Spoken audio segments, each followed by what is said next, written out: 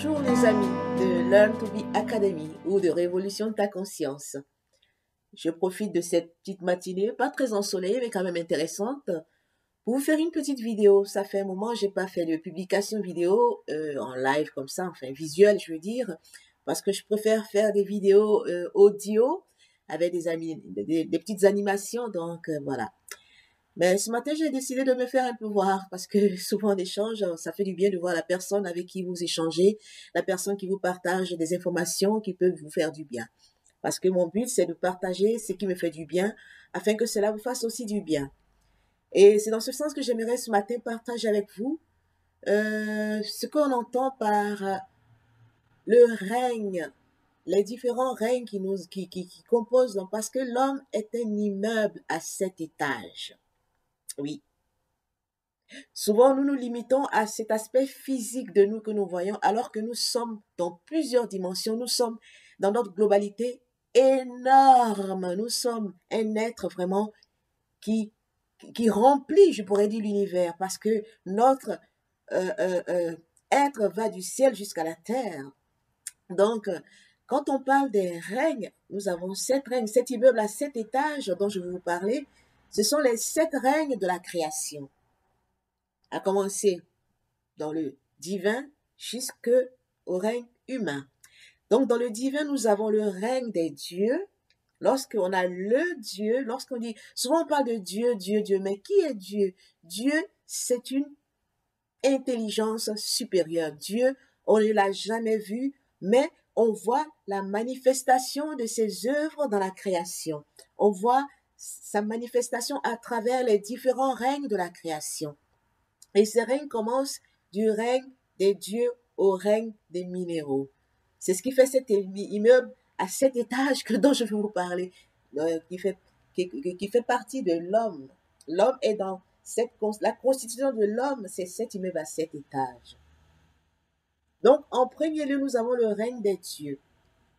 Et quand on parle de Dieu, il faut entendre par le mot Dieu les principes de Dieu. Un principe, c'est ce qui est à l'origine de toute chose créée.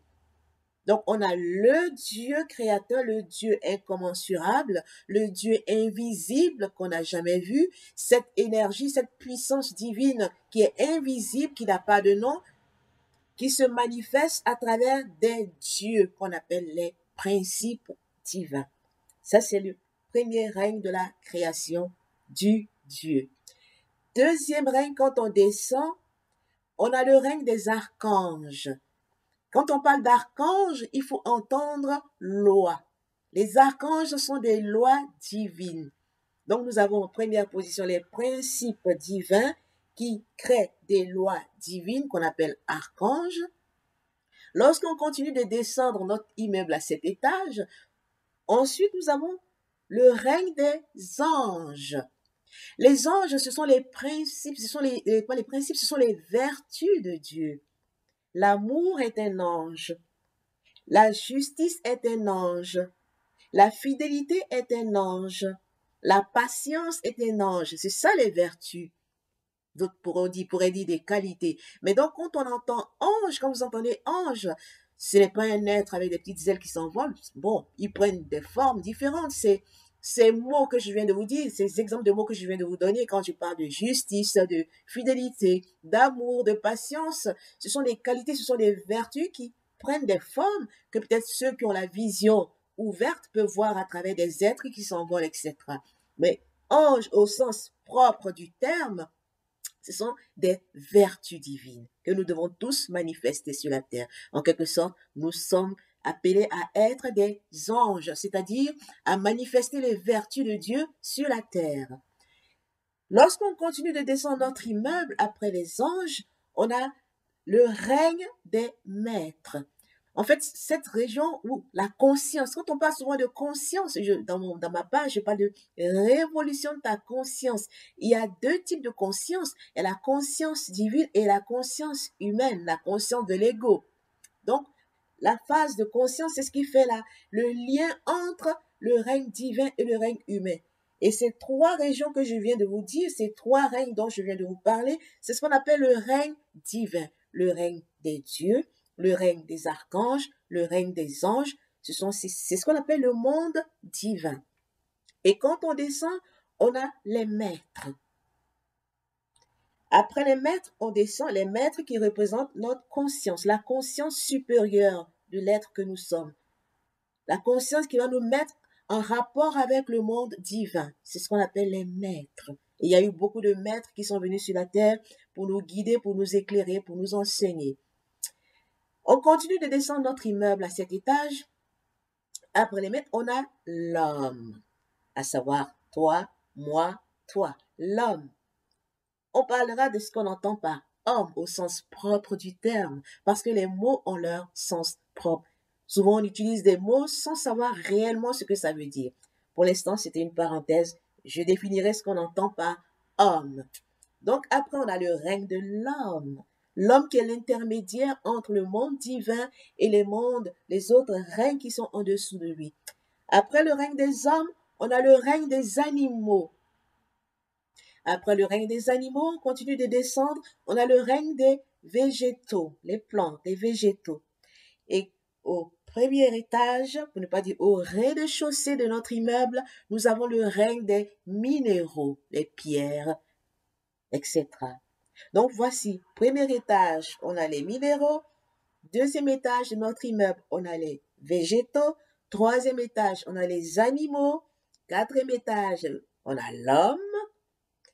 Cinquième étage, on a les anges. Sixième étage, on a les archanges. Et septième étage, on a les dieux. Et au-dessus de cet immeuble, à cet étage, nous avons le Dieu, ce qu'on appelle le ciel. Et en dessous de cet immeuble, ce sur quoi cet immeuble à cet étage est posé, c'est le sol, c'est la mer. On parle de la mer-terre, la terre-mer ou la mer-terre. Et le ciel, c'est le Dieu tout-puissant, créateur de toutes choses. Voici un peu présenté le règne. Quand on parle des règnes de la création, c'est ce qu'on entend par cela. Maintenant, je vais terminer par cette vidéo par vous définir ce qu'est l'homme. Là, je fais une introduction parce que prochainement, dans la prochaine vidéo, nous allons voir chaque règne, ça correspond à quoi en l'homme. Parce que là, c'est l'aspect extérieur. On parle d'anges, on parle d'archanges, on parle des animaux. Mais chacun de ces règnes est représenté en nous, dans notre être intérieur. Nous en parlerons la prochaine fois. Aujourd'hui, je vais terminer par définir ce qu'on entend par homme. Qu'est-ce qu'un homme? Un homme, ce n'est pas un être qui marche sur deux pieds, qui a des yeux, des oreilles, qui voit. Un homme, ce n'est pas un homme qui a un sexe masculin. Quand je dis homme, je parle de homme avec grand H, H majuscule. Je parle de homme-femme. Un homme, au sens propre du terme, c'est un être qui est éveillé et qui est individualisé. Je vais définir ces deux mots. De sorte que désormais, quand vous dites « je suis un homme », c'est-à-dire homme ou femme, vous compreniez ce qu'on entend vraiment par homme. Qu'est-ce que ça veut dire être éveillé? Parce que c'est un mot aussi qu'on utilise comme ça, je suis éveillé. Qu'est-ce que ça veut dire? Être éveillé, c'est ne pas laisser les influences te traverser, ne pas laisser les choses t'arriver sans que tu n'en sois conscient. C'est de savoir chaque acte que tu poses, chaque pensée que tu as, chaque sentiment que tu as, tu dois savoir ce qui anime ces pensées, ce qui anime cet acte, ce qui anime ce sentiment.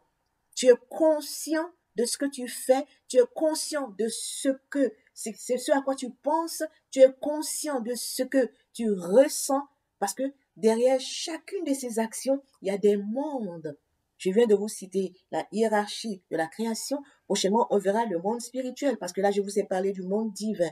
Mais il y a le monde spirituel, et dans ce monde spirituel, après la chute, les dieux sont devenus des égrégores, les archanges sont devenus des génies, et les anges sont devenus des esprits. La prochaine fois, on en parlera un peu plus en profondeur. Donc, quand tu dis « je suis un homme », ça veut dire que tu es éveillé, ça veut dire que tu ne laisses pas les choses t'arriver bêtement, tu es là, tout arrive, tu comprends rien. Non, tu es éveillé, tu es conscient des forces qui te traversent, des forces qui t'animent pour que tu poses les actions. C'est ça, être éveillé. Deuxième chose, qu'est-ce qu'un homme? C'est quelqu'un qui est individualisé. Être individualisé, c'est-à-dire tu sais qui tu es, tu connais le rayon dans lequel tu es appelé à opérer sur la terre. Chacun de nous, on a des capacités en nous, on a des potentiels en nous, on a ce qu'on appelle, d'autres appellent une mission de vie à accomplir. Lorsque tu viens sur la terre, tu viens pour un but, tu viens pour accomplir une chose, tu viens pour apporter ta contribution à l'humanité. Alors tu dois savoir ce à quoi tu es appelé. C'est ça, être individualisé. Parce que nous sommes des êtres individualisés. Nous sommes chacun pour notre part particulier. Même des jumeaux ne se ressemblent pas. Je ne te ressemble pas, tu ne me ressembles pas, tu ne ressembles pas à ton frère, à ta soeur. Tu es un individu au sens propre du terme. Tu es unique en ton genre.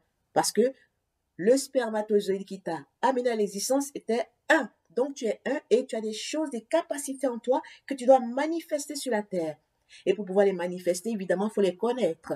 Donc, un homme, c'est quelqu'un qui est éveillé, ça veut dire qu'il ne laisse pas les choses lui arriver, les forces, le manipuler, le traverser pêle-mêle sans qu'il en soit conscient. Et de deux, c'est quelqu'un qui sait ce à quoi il est appelé, dans quel rayon d'action il doit opérer dans sa vie pour apporter sa contribution à l'humanité. Si tu n'as pas ces deux choses, si tu n'es pas conscient de ces deux choses, alors tu n'es pas un homme, tu es un mort vivant. Donc, ça, c'est une chose sur laquelle il faut méditer. Je reviendrai un peu plus encore en détail là-dessus la prochaine fois. Là, c'était une petite vidéo pour vous mettre l'eau à la bouche et nous allons continuer à traiter petit à petit ce sujet un peu plus en profondeur les prochaines fois. C'était Myriam de Révolution ta conscience et de Learn to be Academy, ça veut dire apprends pour être toi. Parce que si tu n'apprends rien, si tu n'étudies pas, tu ne seras pas toi, tu ne sauras pas qui tu es, tu seras un mort-vivant, tu seras quelqu'un qu'on manipule au gré des vents, au gré des circonstances, tu n'auras pas une responsabilité de ta propre vie, tu ne pourras pas prendre ta propre vie en main. Il est temps de prendre ta vie en main. Il est temps de savoir ce que tu veux de ta vie. Il est temps de ne pas te laisser balloter à tout vent de doctrine, mais de savoir qui tu es. C'était là mon partage du jour. Je te souhaite une agréable journée. Au plaisir de nous retrouver la prochaine fois pour un autre partage. À très bientôt.